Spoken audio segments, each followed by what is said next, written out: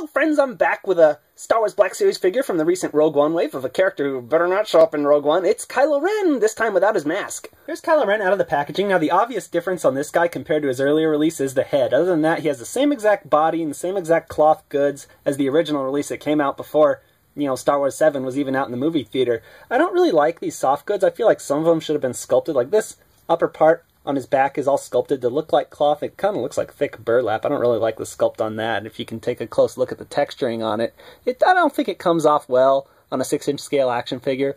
But the parts of the sculpt that you can see, like the arms and stuff, and the legs on the inside, and the little skirt on the inside, all looks pretty good. But see, like how this is rubber? I wish the outside stuff had been rubbery too. But strangely, the belt can come off. You can unclip it, and then you can take it all the way off. I don't know why you'd want to, and I'm going to put mine back on right now.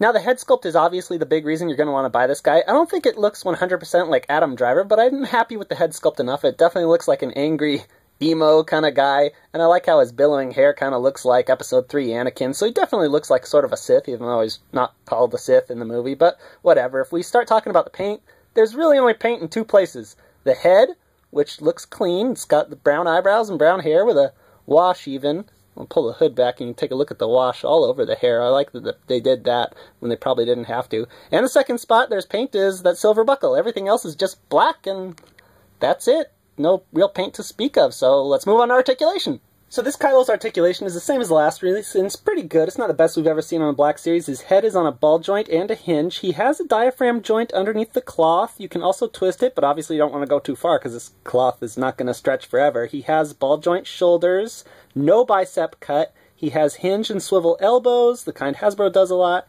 He has hinge and swivel wrists. They both hinge the same way, up and down that way, against the direction of your fingers. They do that for dynamic lightsaber poses, and I think it works pretty well. Underneath the skirt, if you lift it up, you can see he does have ball joint legs at his hips, and he's got cut thighs, double knees, and a hinge and pivot ankle. Very nice articulation. Could be a little better if you had like a bicep cut or something, but I think it gets the job done just fine. So KYLO Ren's packaging fits him pretty perfectly. Black and red, definitely his colors. He's number 26. I haven't found number 25, whoever that's supposed to be, but this guy's packaging is pretty great. Unlike other Black Series figures, KYLO actually has a rubber band sticking him into the packaging. Let's get a knife here and see if we can't cut this open to free him. I don't know why they decided to do this on KYLO when, like all the other figures, there's no twist ties or anything. Thankfully, it comes out pretty easily once you cut that. KYLO comes with two accessories that are sort of one and the same. His first is his lightsaber, which is a big upside-down satanic cross, I guess. That's also blood red. And his second one is also his lightsaber, but without any of the red parts. So very cool. You got options here. So the hilt has this little peg protruding on it that lets you clip it right into KYLO's belt, and it looks very great on there. I mean, you can also paradoxically put the ignited lightsaber in his hand, and now he's got two lightsabers, one that's turned on and one that's turned off. They both look really great. I got no complaints with the accessories, aside from the fact that maybe like they sort of missed an opportunity, because wouldn't it have been really cool to have Darth Vader's burned up helmet as an accessory for KYLO Ren? I think that would have been awesome.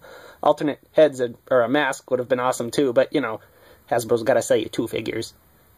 Scale time, the emo KYLO Ren stands at just about 6 3/8 of an inch tall. Here he is next to the normal KYLO Ren with the mask. They have the same body and everything. And finally, here he is next to my old friends Batman and Spider-Man.